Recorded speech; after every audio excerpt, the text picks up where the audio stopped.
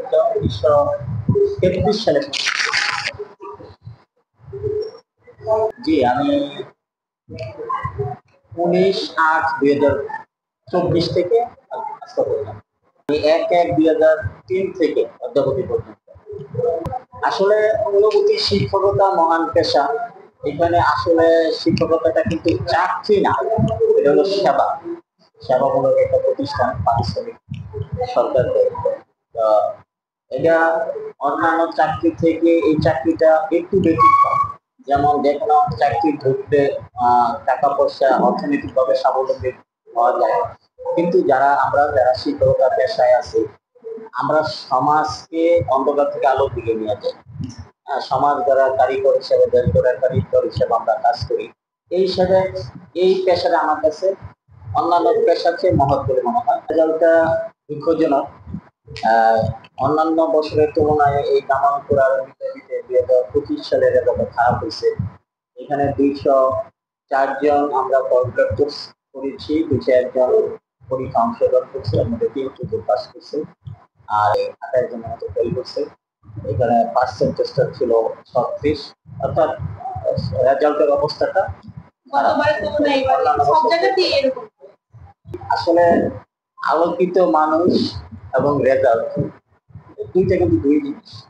দেখা যায় সমাজে অনেক অভিভাবকের ছেলে মেয়ে আছে, সে কিন্তু এই লেখাপড়ার দিকে অনেক ভালো, কিন্তু লেখাপড়ার পাশাপাশি সামাজিক অপক্ষয়ের যে দিকগুলি আছে ওই দিকগুলি ওই স্টুডেন্টের কাছে থাকতে পারে।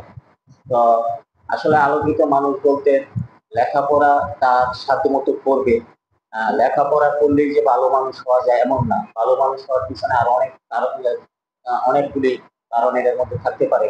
যেমন মনে করেন, একজন ভালো মানুষ তৈরি করতে গেলে শিক্ষকের ভূমিকা আছে, পাশাপাশি আমাদের যে অভিভাবক আছে, ছেলে মেয়েদের গার্জিয়ান অভিভাবক যারা আছে, তারা তাদের পারিবারিক শিক্ষা থেকে একটা মানুষের ছেলে মেয়ের কিছু তার ভবিষ্যতের একটা কেউ হয়। তো একজন ভালো মানুষ হইতে গেলে প্রথম তার অভিভাবক পারিবারিক ভাবে তাকে ভালো যেগুলি আছে এগুলি তুলে ধরতে হবে। আস্তে আস্তে যখন তার পারিবারিক শিক্ষাটা দিতে হবে, আর স্কুলে আসার পরে ভালো মানুষ তৈরি করতে গেলে কিছু দিক নির্দেশনামূলক কথাবার্তা টিচারদের অবশ্যই বলতে হবে লেখাপড়ার পাশাপাশি। একজন বয়স্ক লোক থাকলে তাকে সালাম দিতে হবে, মানুষের সাথে সদ্ভাব বজায় রেখে চলতে হবে, অর্থাৎ ভালো ব্যবহার করতে হবে। যখন এই জিনিসগুলি একটা ছেলে মেয়ের কাছে থাকে এবং পাশাপাশি সে যদি লেখাপড়া করে, সে শিক্ষিত হবে প্লাস আলোকিত মানুষ হবে। আসলে ডিজিটালটা শুরু হয়েছে খুব একটা দিন হয় না, হয়তো অল্প কয়েক বছর ধরে।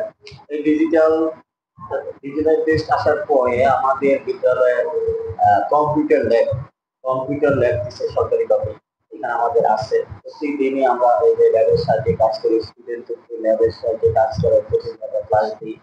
তো বর্তমান যে প্রেক্ষাপট, পূর্বের প্রেক্ষাপট এবং বর্তমান প্রেক্ষাপটের মধ্যে আমরা আগে যে কোনো কাজ করলে আমরা যেভাবে করছি, আমরা কিন্তু বর্তমানে সবকিছু ডিজিটাল ল্যাবের সাথে হাতে কলমে এটা স্থায়িত্বটা পূর্বের যে পদ্ধতিটা ছিল এটা অনেক ভালো। আসলে মাদক বিরোধী অভিযান এইখানে আমাদের কিন্তু সরকারি ভাবেও একটা প্রজ্ঞাপন আছে, মাদক বিরোধী আমাদের কমিটি আছে। এই কমিটির মাধ্যমে স্কুলের শিক্ষকদের নিয়ে কমিটি আছে, কমিটির দ্বারা সার্বক্ষণিক আমরা যতটুকু বাইরে খোঁজখবর নিতে পারি আমরা নিই।